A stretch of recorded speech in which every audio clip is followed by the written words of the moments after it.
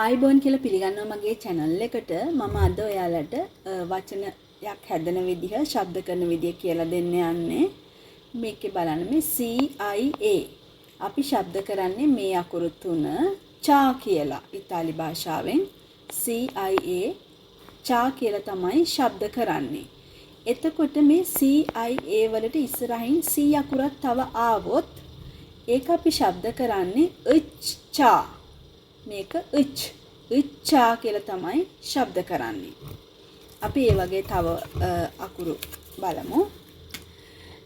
CA කියන එක ඉතාලි භාෂාවෙන් මේ කා කියලා තමයි ශබ්ද කරන්නේ.